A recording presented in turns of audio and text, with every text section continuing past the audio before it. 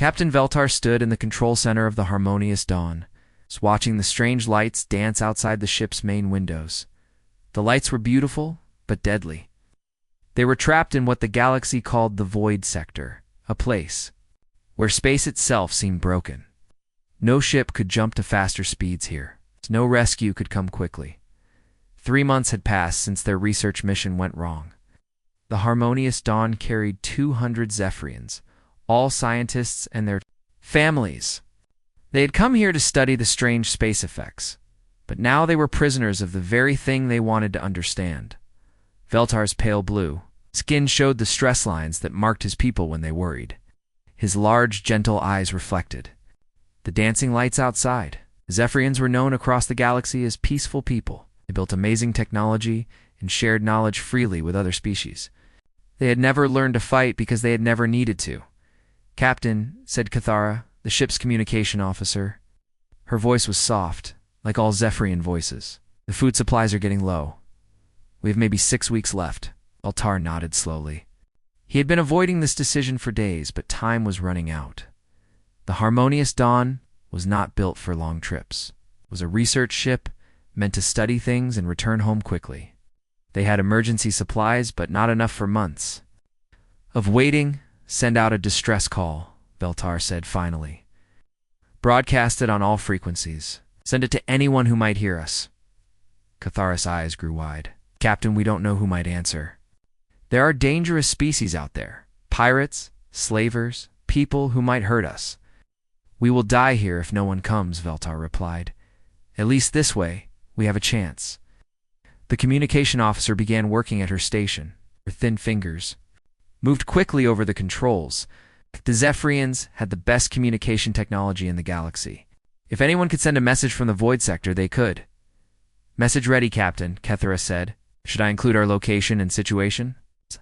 "Tell them we are peaceful researchers. Tell them we have families aboard. Tell them we need help." The message went out into space, traveling on radio waves and quantum signals. It would take time to reach anyone, and more time for help to come, if help came at all. Far away from the Void Sector, in a different part of space, the human ship Liberty's Edge moved through the darkness between stars. The ship was smaller than the Harmonious Dawn, but it looked much stronger. Its hull was thick and scarred from many trips. The humans built their ships to last. Captain Jake Morrison sat in his command chair, reading reports from his crew. Morrison was a tall man with short brown hair and serious eyes. He had been in space for 15 years, exploring new worlds and helping ships in trouble. The Liberty's Edge was part of Earth's exploration fleet, sent out to make friends with other species and learn about the galaxy. "Captain," said Lieutenant Amy Rodriguez from her communication station, getting something strange. "It looks like a distress call, but it's from the Void Sector." Morrison looked up from his reports. "The Void Sector. Are you sure?" "Yes, sir. The signal is weak, but it's definitely coming from there. Someone is asking for help." Morrison stood up and walked over to Rodriguez's station. She was a young woman with dark hair pulled back in a tight ponytail. She had joined the crew 6 months ago, fresh from communication school on Earth. "Can you translate it?" Morrison asked. Rodriguez worked at her controls for several minutes. The computer systems tried to match the alien language with known species. In their database, finally text appeared on her screen. "It's from something called the Harmonious Dawn," she said. "They say they're researchers. 200 people aboard, including families. They've been trapped in the Void Sector for 3 months. Morrison frowned. He had heard of the Void Sector. It was a place where ships went missing. The space there was unstable, full of gravitational problems that made travel dangerous. Most captains avoided it completely. "What species are they?" Morrison asked. "Zephyrians, sir. I've heard of them. They're supposed to be very peaceful, advanced technology. But they don't fight." Chief Engineer Pete Collins looked up from his own station. Collins was an older man with gray hair and hands marked by years of working on engines. "Captain, the Void Sector is bad news. Ships that go in there don't always come out." Morrison nodded. He knew Collins was right. The Void Sector was dangerous. But there were people trapped there, people who needed help. That was what the Liberty's Edge was for. How long would it take us to get there? Morrison asked. Collins checked his computer. For days if we push the engines. But Captain, our ship isn't designed for that kind of space. Gravitational effects could tear us apart. Could we make it in and out? Collins was quiet for a moment, thinking. Maybe. Our ships are tougher than most. We build them to handle Earth conditions, and Earth is rougher than most worlds. But it would be risky. Morrison looked around the control room.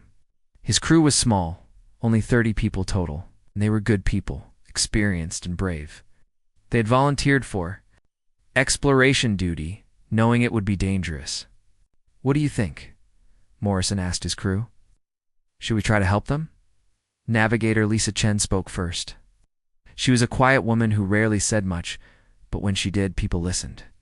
They asked for help. That should be enough, science officer. Dr. Ben Carter nodded agreement. The Zephyrians are good people. They've shared a lot of knowledge with the galaxy. If we can help them, we should. It's dangerous, Collins said again. I'm not saying we shouldn't go. I'm just saying we need to know what we're getting into. Morrison made his decision. Amy, send a reply to the Harmonious Dawn. Tell them we're coming. Tell them to hold on. Rodriguez began typing at her station. What should I tell them about us, Captain? They might not know about humans. Tell them we're from Earth. Tell them we're coming to help. The message went out across space, racing toward the trapped Zephyrian ship. On the Harmonious Dawn, Cathara received the reply with surprise and hope. Captain, she called to Veltar. We got an answer. Someone is coming. Veltar hurried to her station. Who? What species? They call themselves humans. From a world called Earth. I'm checking our database now. Cathara's expression changed as she read. Captain, this is strange. According to our records, Earth is classified as a Class 12 death world. Veltar felt his heart skip. The Class 12 death world was almost impossible to live on. The classification meant the planet had extreme weather, dangerous animals, deadly diseases, and natural disasters that could kill most galactic species quickly. Are you sure? He asked. Yes, Captain. Earth has massive storms, earthquakes, volcanoes, and predators. The gravity is very strong. The atmosphere has poisonous gases. Most species couldn't survive there for even a few hours. Veltar stared at the message on the screen. Someone from one of the most dangerous worlds in the galaxy was coming to rescue them. He didn't know if he should feel hopeful or more worried than before. Send a reply, he said finally. Thank them for coming. Tell them about the dangers of the void sector. As the messages traveled back and forth across space, both ships prepared for what was coming. The Zephyrians tried to hope that these strange humans could actually help them.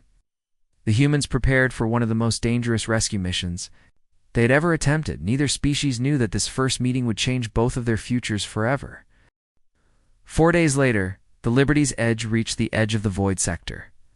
Captain Morrison stood in the control room, watching the strange space ahead of them. It looked wrong somehow. The stars seemed to bend and twist. Space itself looked like water with waves moving through it. Sensors are going crazy, said Science Officer Dr. Ben Carter. He was a thin man with careful hands, who had studied space physics for 20 years. The gravitational fields are all mixed up. It's like someone stirred space with a giant spoon. Navigator Lisa Chen worked at her station, trying to find a safe path through the chaos. Her black hair fell over her eyes as she concentrated on the computer displays. Captain, I can plot a course, but it won't be smooth.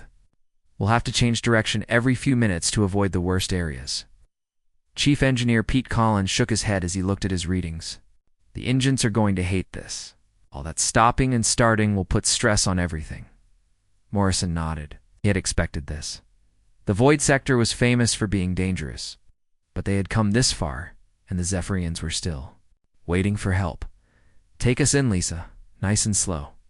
The Liberty's Edge moved into the void sector. Right away, everyone could feel the difference. The ship shook and groaned as gravitational waves hit it. The lights flickered. Warning sounds came from different stations. Hull stress is rising, Collins reported. but we're holding together. These old Earth ships are tough. Dr. Carter looked at his instruments with interest. This is amazing. Space here is folded in ways that shouldn't be possible. No wonder ships get trapped. For 6 hours, they moved deeper into the void sector. Lisa Chen guided them around the worst gravitational problems, but it was like walking through a storm. Ship was thrown left and right by forces they couldn't see. Finally, their sensors found something solid. There, said Communications Officer Amy Rodriguez. I'm getting the Zephyrian ship signal. It's about 2 hours ahead. Can you contact them? Morrison asked. Yes, sir. Sending a message now. On the Harmonious Dawn, Captain Veltar had been watching the sensor readings for hours. Something was moving through the void sector toward them, something that shouldn't be able to survive the trip. Captain, said Cathra, the humans are close. They want to talk. Put them on the main screen. The control room's large display screen flickered, then showed the inside of the human ship. Veltar saw Captain Morrison for the first time. The human was bigger than any Zephyrian, with broad shoulders and a square face. His skin was dark from sun exposure, something that would kill most aliens. This is Captain Morrison of the Liberties. Edge, the human said. His voice was deeper than Zephyrian voices, rougher. We're here to help. This is Captain Veltar. We are grateful you came, but I must warn you. This region of space is very dangerous. Many ships have been lost here. Morrison smiled, showing white teeth. We noticed. We made it this far. How are your people doing? We are alive but scared. You have been trapped for 3 months. Our food supplies are low. Behind Morrison, Veltar could see other humans working at their stations. They looked calm, not worried about the dangerous space around them. This surprised him. Most species would be terrified in the void sector. We'll get you out, Morrison said. But first, we need to understand your situation better. Can we dock our ships together? Veltar looked at his crew. Docking meant letting the humans onto their ship. They had never met humans before. All they knew was that humans came from a death world. Is that safe? Asked Morden, the ship's chief. Scientist. He was an old Zephyrian with white hair and worried eyes. We don't know anything about human biology. They might carry diseases that could kill us. Dr. Susan Hayes, the human ship's medical officer, heard this through the communication link. She was a middle-aged woman with kind eyes and steady hands. We can wear protective suits if you're worried about contamination. We don't want to harm you. Veltar made his decision. Yes, we will dock ships. But please, wear your protective equipment. It took 2 hours to carefully bring the ships together in the unstable space. The docking was difficult because gravitational. Waves kept pushing the ships apart, but finally the airlocks connected.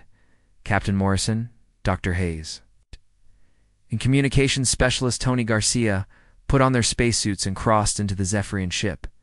Garcia was a young man who spoke 5 Earth languages and was good at learning new ones quickly. The first thing Morrison noticed was how clean everything was. The Zephyrian ship looked like a laboratory with smooth white walls and soft lighting. Everything was designed for comfort and research. It's not survival. The first thing Veltar noticed was how big the humans were. Even the smallest human, Dr. Hayes, was taller than most Zephyrians. They moved with confidence, not afraid of the strange environment.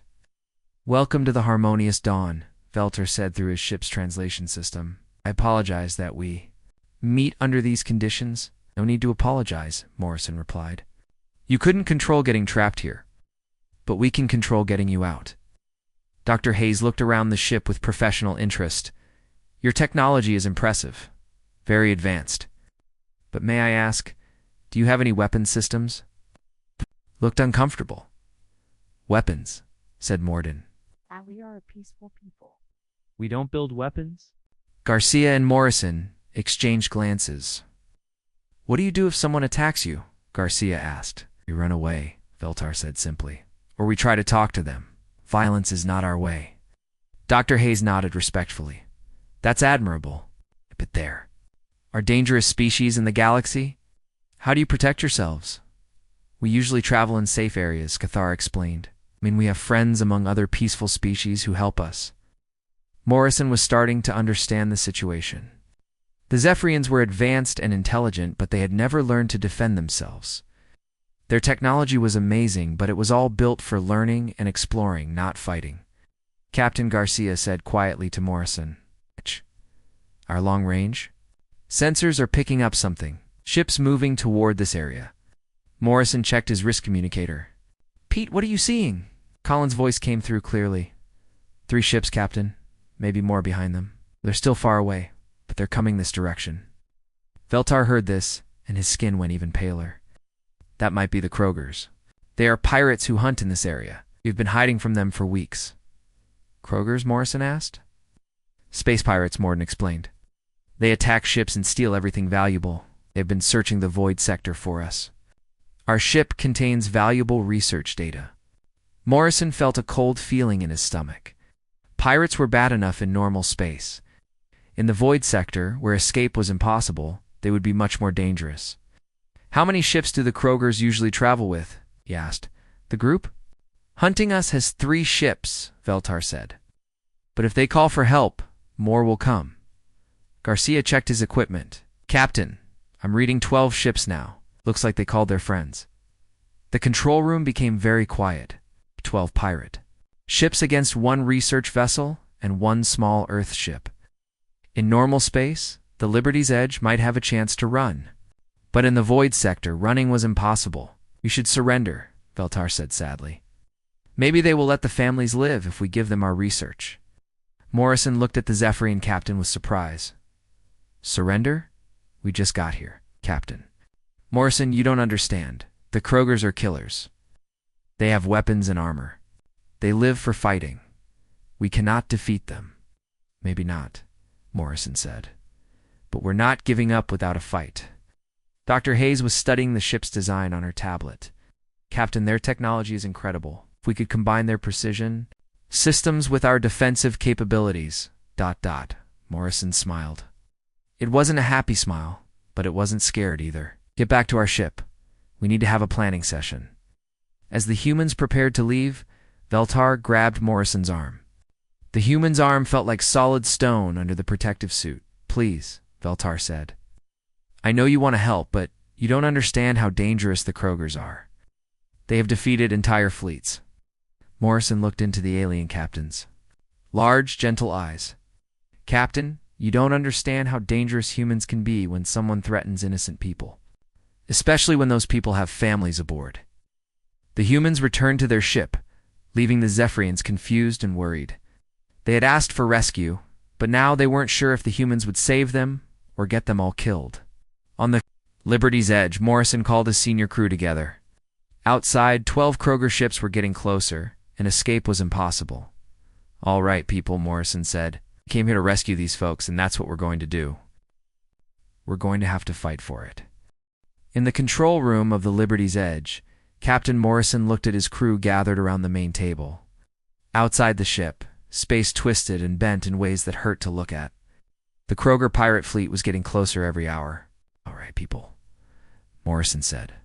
"We have 12 enemy ships coming at us. Can't run because of the gravitational problems. The Zephyrians want to surrender. Anyone have ideas?" Commander Rick Barnes, the ship's tactical officer, was a big man with scars on his hands from old battles. He had fought pirates before in normal space. "Captain, in a straight fight, we're dead. 12 ships against 2, and one of those doesn't even have weapons. The math doesn't work." Weapons specialist Maria Santos nodded agreement. She was a small woman, but everyone knew she was deadly with any weapon. "The Krogers have heavy armor and big guns. They're built for fighting. We're built for exploring." Chief Engineer Pete Collins leaned back in his chair. "But we're not in normal space. Maybe that changes things." Science Officer Dr. Ben Carter looked up from his tablet. "Pete's right. The conditions here are extreme. Most ships can barely survive in the void sector. But we've been moving through it for hours." Navigator Lisa Chen spoke quietly. "Our ship handles the gravitational stress better than most. We built it tough because Earth space has asteroids and solar storms." Morrison felt an idea starting to form. "Ben, what exactly makes the void sector so dangerous?" Dr. Carter pulled up displays on the main screen. 3 main things.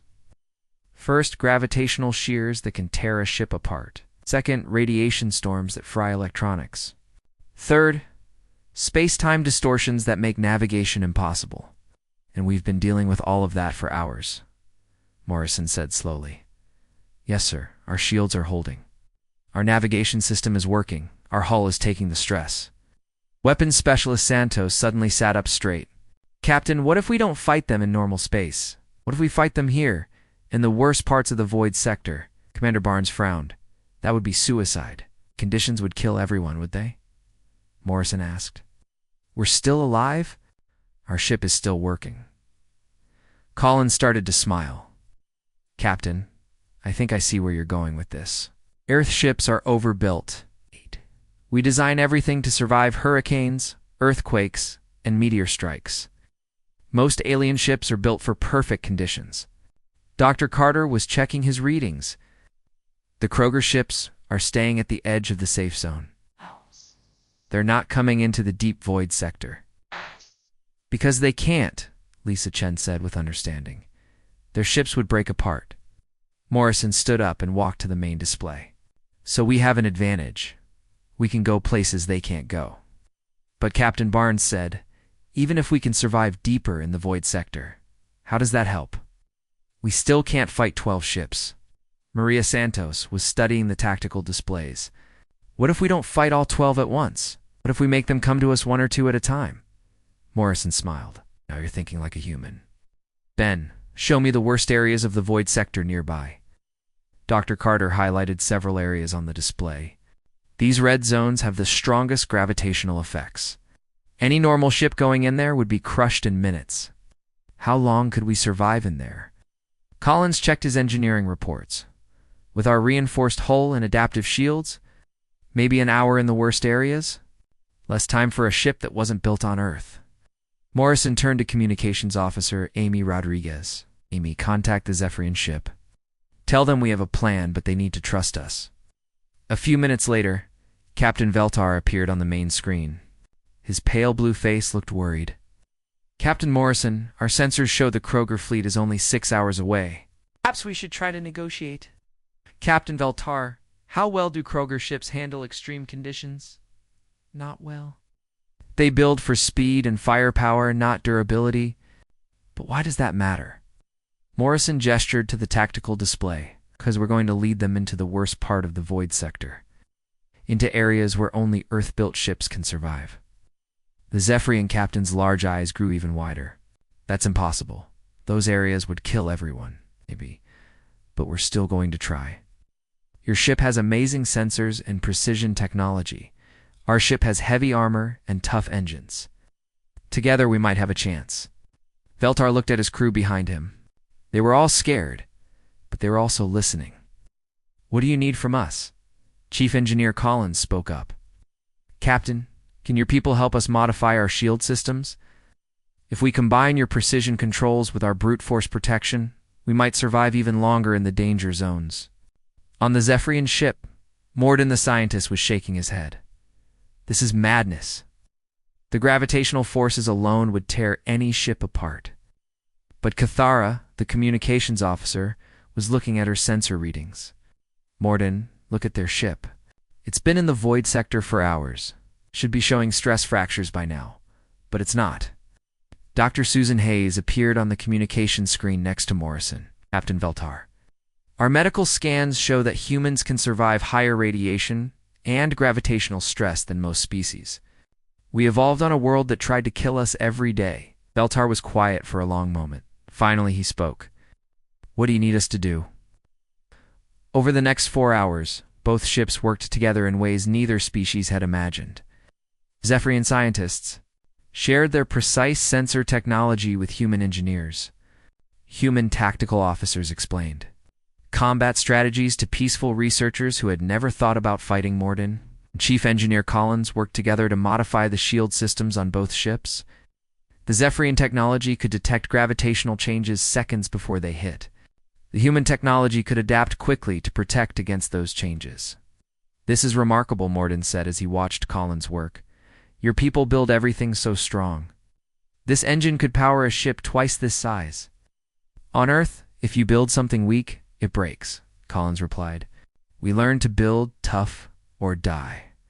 Navigator Lisa Chen worked with Zephyrian navigation specialist Yelanara to map the most dangerous areas of the void sector. Chen's experience with asteroid fields and solar storms combined with Yelanara's precise measurements to create navigation paths that should have been impossible. "Your species navigates through conditions that would terrify us," Yelanara said with admiration. "Your species can measure space distortions to the millimeter," Chen replied. "Together, we can go places neither of us could go alone." Meanwhile, weapons specialist Maria Santos was making modifications to both ships' defensive systems. The Zephyrians didn't have weapons, but they had powerful industrial tools for their research. "These cutting lasers are more precise than our weapons," Santos told Dr. Carter. "If we can boost their power and range, they might work against Kroger armor. Can we do that safely? Probably not. But we're way past safety now." As the modifications continued, both crews began to understand each other better. The humans saw that the Zephyrians weren't weak, just peaceful. Their technology was incredibly advanced, but designed for creation rather than destruction. The Zephyrians saw that the humans weren't savage, just practical. They had learned to solve problems with force because their world had taught them that sometimes force was necessary for survival. Captain Amy Rodriguez called from her station. "The Kroger fleet is 2 hours away. They're sending demands for surrender." Morrison looked at the combined crews working together on both ships. Human practical engineering was merging with Zephyrian precision science. Modifications were almost complete. "Send them a reply," Morrison said. "Tell them if they want us, they can come and get us." Captain Veltar appeared on the communication screen. "Captain Morrison, are you sure about this plan? We're about to enter areas of space that no ship has ever survived." Morrison smiled. "Captain, no human ship has ever been in the void sector before either. But here we are. Sometimes you have to do things that have never been done before." Dr. Ben Carter looked up from his science station. "Captain, the Kroger ships are entering the outer edge of the void sector. They're moving slowly, testing the conditions. How are they handling it? Not well. I'm reading stress fractures on their hull plating. Their formation is breaking up as they try to avoid the worst gravitational areas." Commander Barnes was watching the tactical display. "They're spreading out too much. If we can draw them deeper, they won't be able to support each other." Morrison turned to Lisa Chen.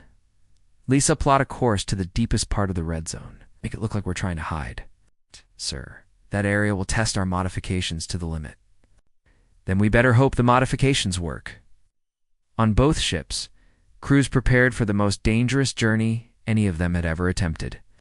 They were about to use the void sector itself as a weapon, turning the thing that had trapped them into their salvation. The Kroger pirates followed, confident in their superior numbers and firepower. They had no idea they were being led into a trap that only Deathworlders could survive. The Liberty's Edge moved deeper into the red zone, with the Harmonious Dawn following close behind. Both ships shook and groaned as gravitational waves hit them like invisible hammers. The stars outside twisted into strange shapes that hurt too. "Look at hull stress at 60%, Chief Engineer Pete Collins reported. His voice was calm, but sweat ran down his face. "The modifications are holding, but we're pushing everything to the limit." Captain Morrison gripped his command chair as another gravitational wave rocked the ship. "How are our Zephyrian friends doing?" Communications Officer Amy Rodriguez checked her displays. "Captain Veltar reports they're managing. Their precision controls are helping a lot." Behind them, the 12 Kroger pirate ships followed at a safe distance. The pirates were used to easy targets. Ships that ran away or surrendered quickly. They had never chased anyone into the deep void sector before. "The Krogers are having trouble," Navigator Lisa Chen reported. 3 of their ships have stopped moving. Looks like engine problems." Science Officer Dr. Ben Carter was watching his instruments with fascination even as the ship bucked around him. "The gravitational shears are getting stronger, approaching the center of the distortion field." Commander Rick Barnes studied the tactical display. "Captain, the Kroger formation is breaking apart. They can't maintain position in these conditions." "Perfect," Morrison said. "That's exactly what we wanted." "Maria, are your weapons ready?" Weapons Specialist Maria Santos checked her modified systems. "The industrial lasers from the Zephyrian ship are online. We've boosted their power, but I don't know how long they'll last." A new voice came over the communication system. It was rough and harsh, speaking in broken Galactic common language. Human ship. Zephyrian ship. You surrender now, or we destroy you. Morrison activated the reply channel. This is Captain Morrison of the Liberty's Edge. If you want us, come and get us. The lead Kroger ship, a massive vessel covered in weapon, ports, and armor plating, moved closer. But as it entered the stronger gravitational field, warning lights began flashing on its hull. Their shields are failing, Dr. Carter announced. The Kroger ship can't handle the stress. Now's our chance, Morrison said. Lisa, take us around to their weak side. The Liberty's Edge turned in the chaotic space, using the gravitational currents like a river. Lisa Chen had learned to read the space distortions, steering the ship through areas that would crush the heavier Kroger vessel. Firing, Maria Santos announced. The modified industrial lasers struck the Kroger ship's damaged shields. The precise Zephyrian technology found weak points that normal weapons would have missed. The pirate ship's armor cracked and began venting atmosphere. But the Krogers weren't helpless. The damaged ship fired back with plasma cannons that lit up space with deadly energy. Shields holding, Collins reported, as the ship shook from the impacts. But we can't take many more hits like that. A second Kroger ship tried to help the first, but as it moved deeper into the gravitational field, its hull began to buckle. The pirates had built their ships for speed and firepower, not for surviving in impossible conditions. The second ship is breaking apart, Chen announced. Hull failure on multiple sections. The crew watched as the Kroger ship came apart in the twisted space. Its pieces were caught by gravitational currents and swept away into the deeper parts of the void sector. On the harmonious dawn, Captain Veltar watched the battle with amazement and horror. He had never seen ships destroyed before. The Zephyrians were peaceful people who solved problems with words and science, not violence. Captain, said Morden, the elderly scientist, the human ship is using our industrial equipment as weapons. They're turning our tools into instruments of war. They're protecting us, Veltar replied quietly. They came here to save us, and now they're fighting for all our lives. Cathara was monitoring the communication channels. Captain, I'm hearing panic in the Kroger transmissions. They're not used to losing ships. The remaining Kroger vessels tried a different approach. Instead of following the human and Zephyrian ships deeper into the danger zone, they spread out to block all escape routes. But they had made a mistake. They didn't understand that the humans weren't trying to escape. They think we're trapped, Commander Barnes observed. They don't realize we're exactly where we want to be. Morrison smiled grimly. Time to show them what Deathworlders can do. Lisa, take us into the radiation storm. Ahead of them, space itself seemed to be on fire. Invisible radiation poured out of the twisted dimensions like water from a broken... Damn. Any normal ship entering that area would have its electronics fried and its crew killed in minutes. Captain Dr. Ben Carter called out, radiation levels are off the charts. Even our shielding might not be enough. How long can we survive in there? Maybe 15 minutes before we start taking permanent damage. It's longer than the Krogers can survive. Take us in. The Liberty's Edge entered the radiation storm with the harmonious dawn following behind. Both ships' hulls began to glow as invisible energy hammered their shields. Warning alarms sounded on every deck. 3 Kroger ships tried to follow them, but within minutes their systems began failing. Lights went out on the pirate vessels. Their weapons stopped working. Their engines died. The Kroger ships are dead in space, Rodriguez reported. Their electronics are completely fried. But the radiation was affecting the human and Zephyrian ships too. Sparks flew from control panels. The lights flickered. The ship's computers started making mistakes. We need to get out of here, Collins announced. The radiation is cooking our systems. Morrison looked at the tactical display through the static and interference. 9 Kroger ships were still functional, but they were scattered and confused. The 3 ships that had followed into the radiation storm were drifting helplessly. Lisa plot a course out of the storm. Take us toward the biggest group of Kroger ships. Sir, that's 6 ships against our 2. Yes, but we're moving in there. Sitting still, in space combat, movement is life. The Liberty's Edge burst out of the radiation storm like a missile. The Kroger ships, expecting to find disabled vessels, Stead faced two ships, moving at full speed with all weapons ready. The surprise attack devastated the Kroger formation.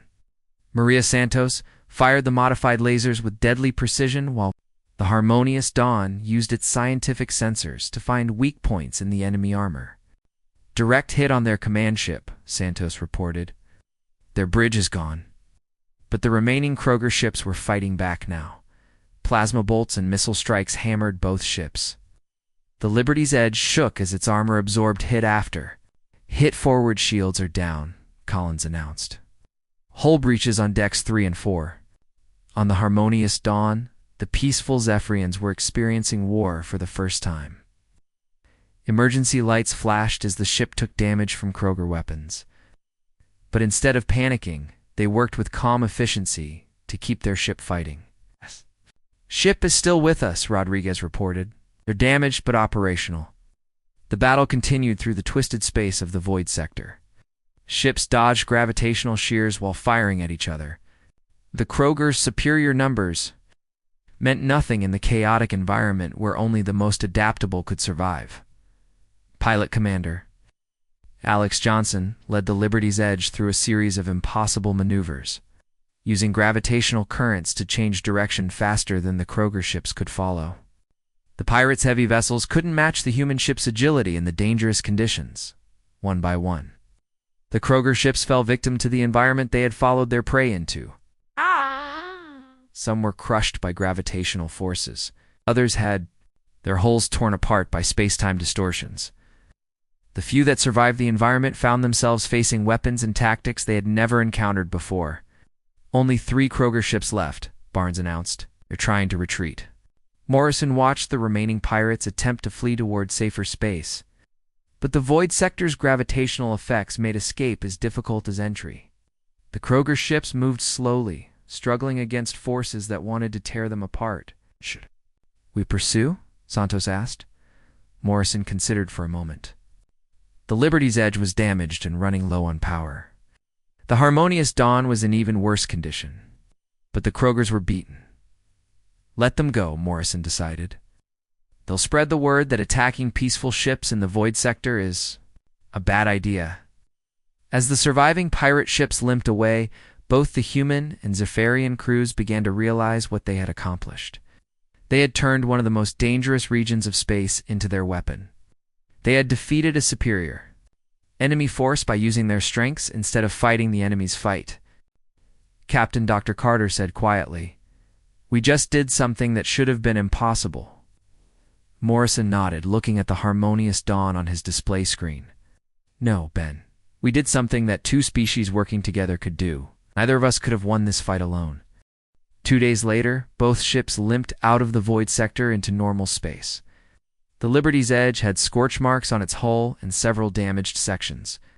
The Harmonious Dawn looked even worse, with burn marks from Kroger weapons and stress fractures from the gravitational forces, but they were alive.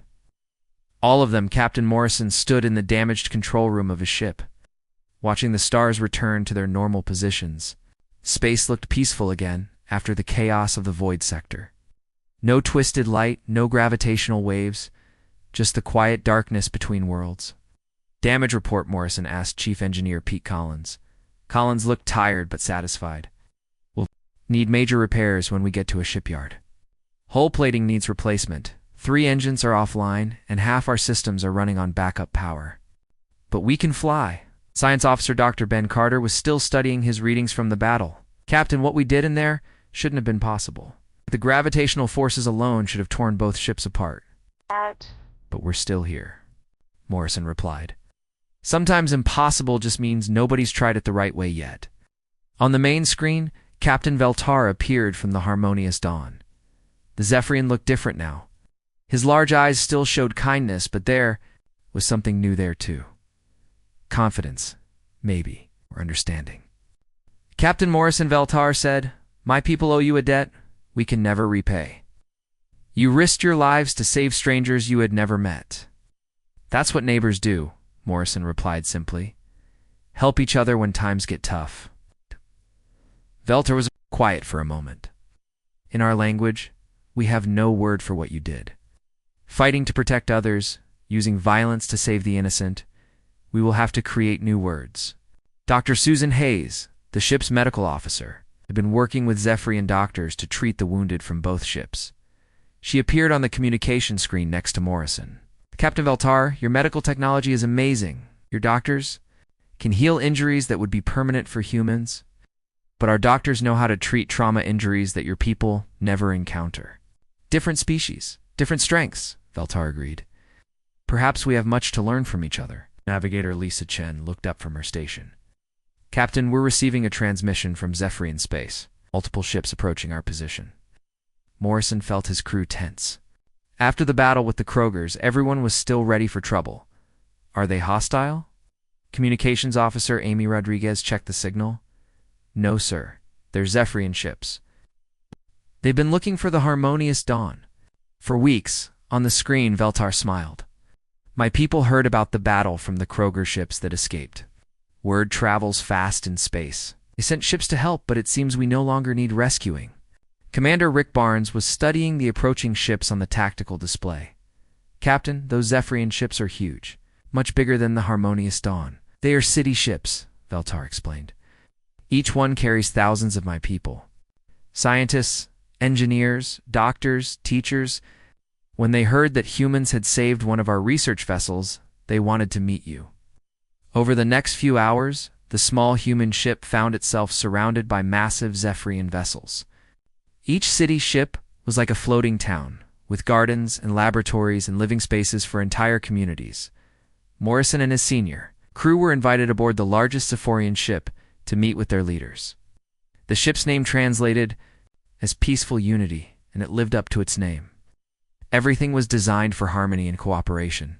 The human crew walked through corridors, lined with plants and soft lighting. The Zephyrian families watched them with curiosity and gratitude. Children with large, bright eyes waved at the strange aliens who had saved their people. They're not afraid of us, Dr. Hayes observed quietly. Why would they be? Replied weapons specialist Maria Santos. We proved we're on their side. The humans were brought to a large meeting room where dozens of Zephyrian leaders waited. Scientists, ship captains, community elders, all gathered to meet the species that had risked everything to help strangers. Elder Zarthak, the oldest and most respected. Zephyrian, present, spoke first. His voice was soft but carried the weight of centuries.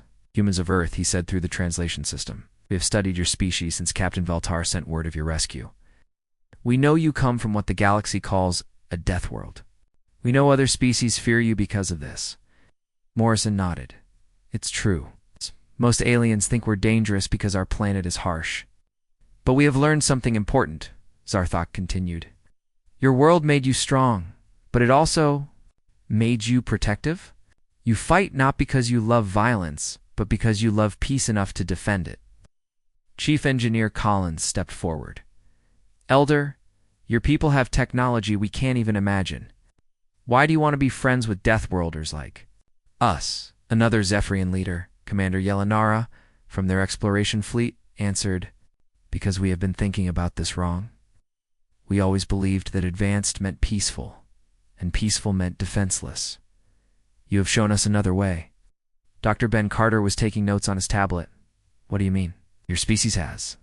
Something we lost long ago, Yelinara explained. The ability to face danger directly. We learned to avoid problems. You learn to solve them. Both approaches have value. Elder Zarthak activated a large display that showed star maps of the galaxy. The universe is not always peaceful. There are pirates like the Krogers. There are aggressive species that take what they want by force. For too long, peaceful people have been victims. But now we see another possibility, added a younger Zephyrian scientist named Mordic.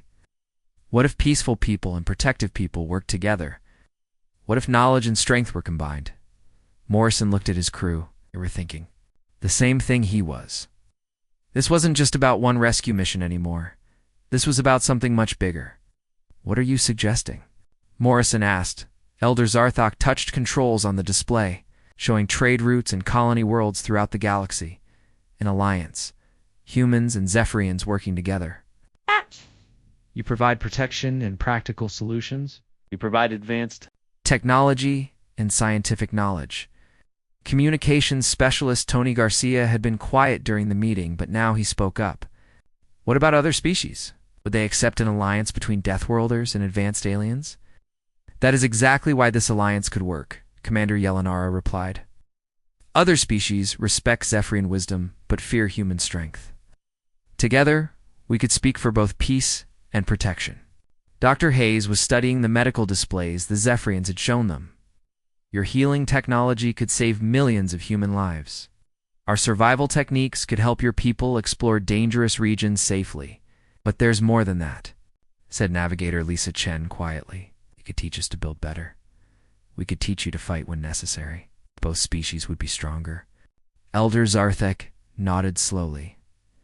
This is exactly our thinking. The galaxy needs both kinds of strength. Morrison made a decision that would change both species forever. Elder Zarthok, I can't speak for all humans, but I can speak for my crew and my ship. We would be honored to form an alliance with your people. The elderly Zephyrian's face showed something humans had never seen before. A Zephyrian smile was different from a human smile, but the meaning was the same: joy and hope for the future. Then let us begin, Zarthok said. Captain Morrison, would you and your crew accompany us to our homeworlds? There are many of our people who want to meet the Deathworlders who saved us. Over the following weeks, the Liberty's Edge traveled with the Zephyrian fleet to their core worlds. The humans saw cities that floated in space, powered by clean energy and filled with art and science. The Zephyrians saw human engineering that could survive anything, and human courage that never gave up. Trade agreements were signed. Technology was shared carefully and responsibly. Human ships would carry Zephyrian scientists to dangerous regions for research. Zephyrian ships would carry human doctors and engineers to help colony worlds. But most importantly, both species learned from each other. Humans learned that strength didn't always mean fighting. Zephyrians learned that sometimes fighting was necessary to protect the innocent. The alliance between humans and Zephyrians became famous throughout the galaxy. Other species watched with interest as Deathworlders and advanced aliens worked. Together, some were afraid of what this partnership might mean. Others were hopeful. Captain Morrison, now an official ambassador as well as a ship captain, often thought about that first distress call in the Void Sector, the Zephyrians had called. For help from anyone who would listen, they probably expected rescue from other advanced species. Instead, they got help from humans. The dangerous aliens from the death world called Earth. But sometimes, Morrison realized the best help comes from the most unexpected places. And sometimes, the people who seem most different from you turn out to be exactly the friends you need. The galaxy was a big place, full of wonders and dangers. But now it had something new. It had an alliance built on the idea that different kinds of strength could work together, and in the dark spaces between, stars that made all the difference.